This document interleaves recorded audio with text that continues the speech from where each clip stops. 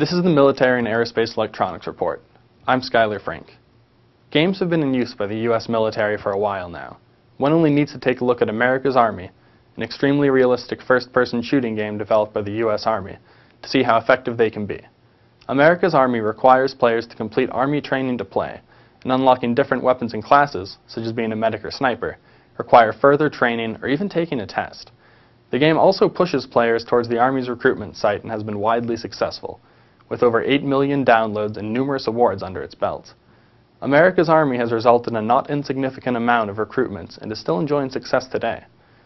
Following in America's Army's footsteps is Raytheon, who will be designing a game to train decision-makers in the military. The game that will be designed is supposed to be a relevant and engaging game that is based on an international detective theme. Now, as someone whose childhood was in the early 90s, this premise sounds awfully familiar. What I'm reminded of is Where in the World is Carmen Sandiego? During the game, the player takes the role of an international detective and hunts down Carmen Sandiego, gathering clues and talking to locals in an effort to find the titular villain.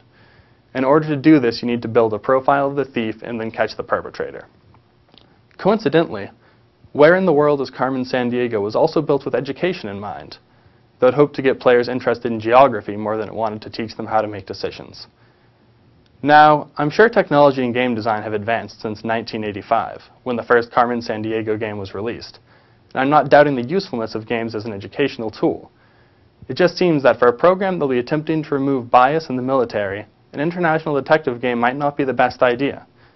America's Army took a direct route and had players performing the tasks that soldiers would perform. Why not follow that successful formula and make a game that correlates more with what your audience will actually be doing? Unless the Air Force is trained in international detectives, it just doesn't make sense to have the game be about international detectives. Raytheon has a history of making game-like simulations to train soldiers. It just seems strange that they are taking such an indirect approach this time.